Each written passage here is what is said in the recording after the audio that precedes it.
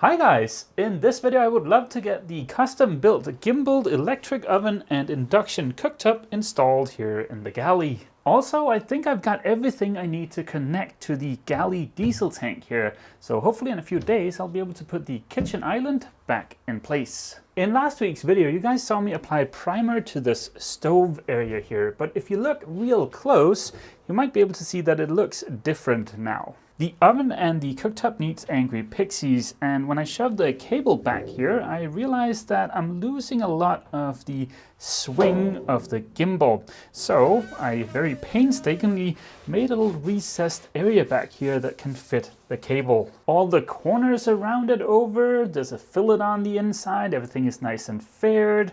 It looks pretty good for an afterthought, right? No, it does not. Because while there's plenty of room in there for the cable, I have possibly forgotten to take into account a cable gland or a small electrical junction box.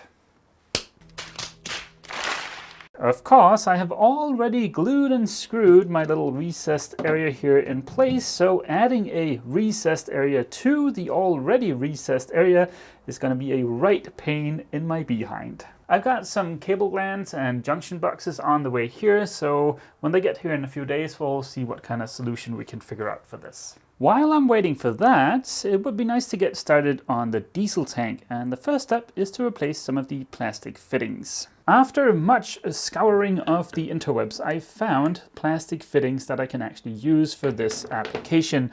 I was a little bit hesitant to replace these with, for instance, stainless ones. I don't know if you can mix plastic and stainless, but yeah, I think it's safer just to stick with plastic. Replacing those plastic fittings was very easy and quick to do. Now there's only one thing left to put into the new tank, and that is this, an NMEA 2000 tank sensor. The one I've got in the day tank behind the main engine is a fancy ultrasonic version, which is nice from a gadget standpoint, but it's also pretty pricey. This was under $80 I think, and it does basically the same job. Here's to hoping I ordered the right length, that it's not too long. If it's a little too short, then that's okay. I'm basically ready to attach some hoses to these and then we're done. But before doing that, there is something else I want to take care of, and that's down here by the turnbuckles. There are 4 of these turnbuckles on each side, and there's 8 of these little pins here securing the turnbuckles to the frame and the straps. And those pins are secured with these little doohickeys. That little doohickey is missing over here, and that's because it got torn off the last time I removed the kitchen island. And of course I don't want that, so I'm gonna weld these little pins in place. Yep, this tank is definitely gonna stay put.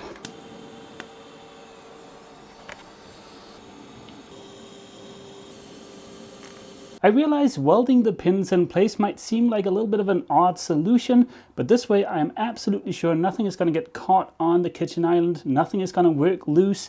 I feel like this is a very secure solution. One quick little note about this tank level sensor. If you need more than one, then you might need this. This is a little tool for programming or for setting up the tank level sensors. Now, if you're only going to have one tank level sensor, then you probably don't need this. We'll get back to this little guy in more detail in the fall when I get to rewire the entire boat. But some of the things you can change is the type of liquid. Per default, the tank level sensor is set up to be a diesel tank level sensor, but you can change it using this little guy to be a water tank level sensor, or you can also set the volume for the tank or an instance ID. But we'll get back to all of that. Here is all of the hose I need to connect to the diesel tank.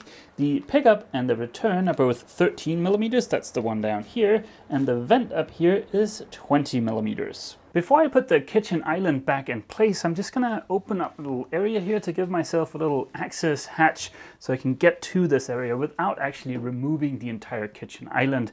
And of course I also need to make some holes so I can run the hoses out of the side of the kitchen island.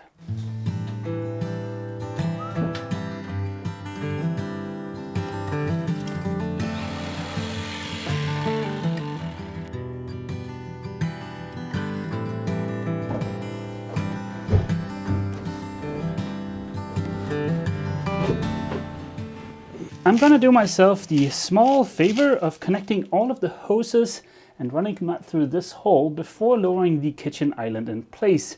In case we ever need to get to this area and those two holes are not enough, then the kitchen island is removable. The hole here in the side of the kitchen island is going to get covered up by the table that's going to go here. And this little area here is also where I'm planning on hiding the compressor for the fridge.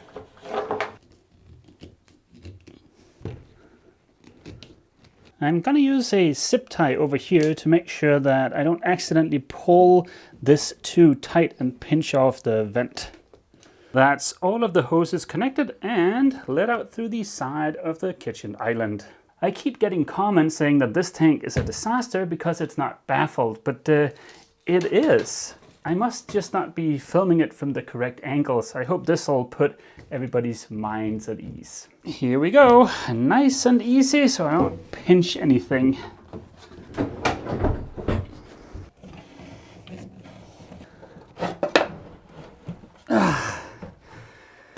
Whew, there we go.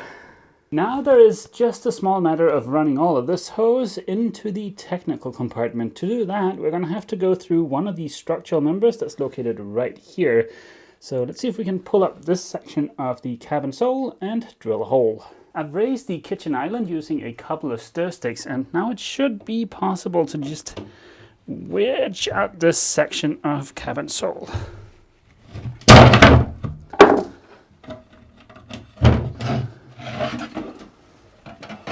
I'm going to run the hoses along this structural member over here, and then down here is where I need to drill that hole. I think I've got a hole saw that's a good fit, but let's just check to make sure.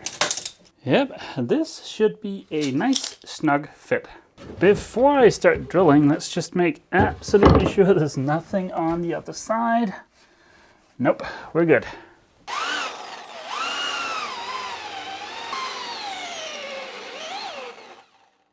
This is one of the areas where the plywood core in the structure members is absolutely pristine. Even though I don't really need the plywood core for strength anymore because of the obscene amount of glass I laid up last summer, so much frickin' fiberglass, I still want to protect the core where it's in good shape because, well, why not? So before running the hoses through there, I'm just going to seal up the core with a few coats of epoxy primer.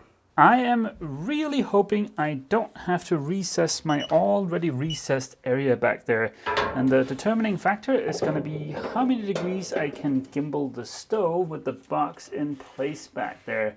Anywhere between 20 and 30 degrees is what I'm looking for. And this is sitting right at 23 degrees. Perfect. Of course, closer to 30 degrees would have been better, but I think 23 is acceptable to me. And of course, we do still have the feature of being able to cook even in Australia when on the other tack. All I need to do before I'm ready to install the gimbaled box is just to finish painting in here.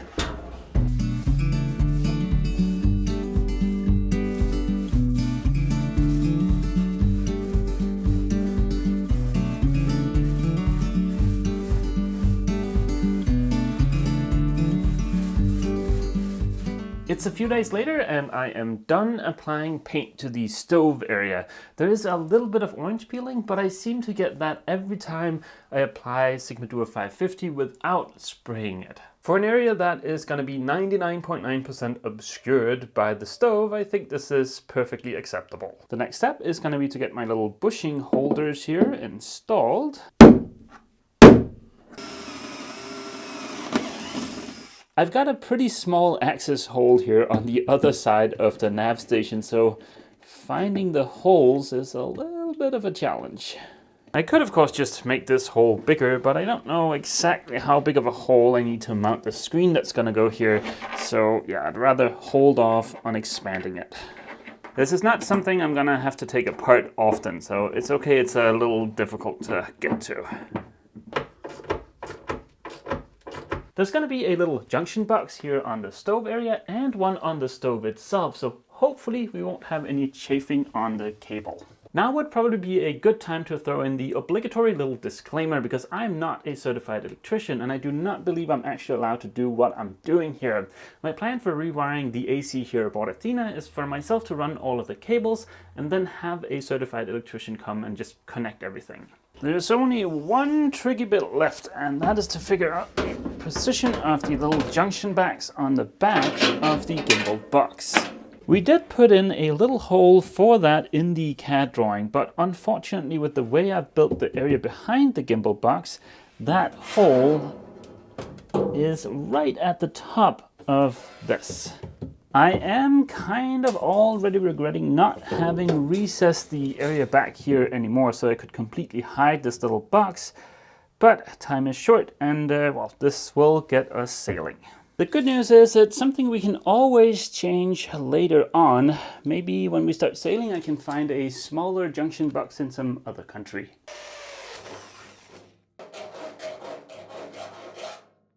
The two holes back here are for the cables from the oven and the cooktop. I've done my very best to smooth out the edges so that they're not sharp, and I'm also going to be applying some of this very thick heat shrink. To keep the Gimbaled box from actually gimbaling while I'm battling to get the very heavy combination oven in here, I'm just going to throw this little cardboard box underneath here.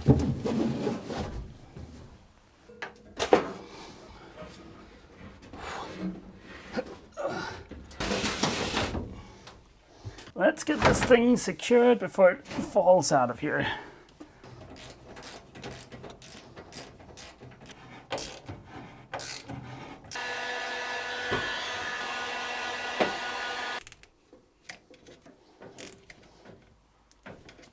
Before I put the cooktop on here, I'm just going to make absolutely sure that these are nice and tight, because getting the cooktop off is a little bit of a pain. Here we go. I've been waiting months to be able to do this.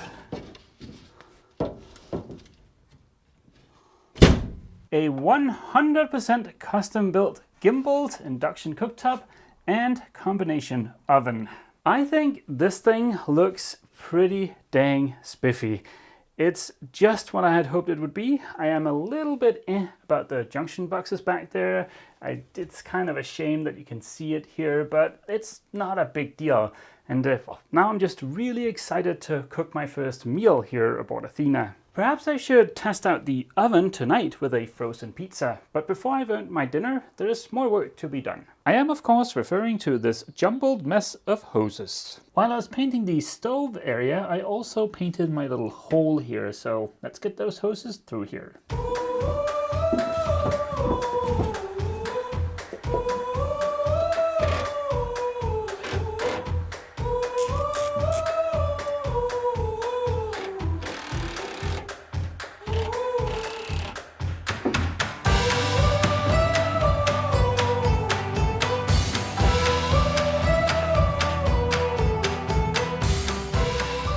That was sweaty work, but this area looks a lot neater now. The hoses are coiled up in the head because I'm not quite ready to pull them all the way into the technical compartment. There's been some changes to my DIY diesel generator, so I'm probably gonna modify this area a little bit, so that's why I'm just leaving the hoses here for now. The very last thing I need to do is just to make room here for the hoses.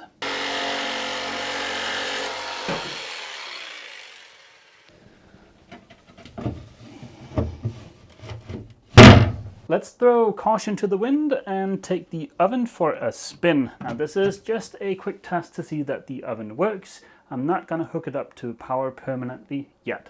This is a combination oven, meaning it's got both traditional convection heat and also a microwave. We're going to go for the traditional convection heat for the test.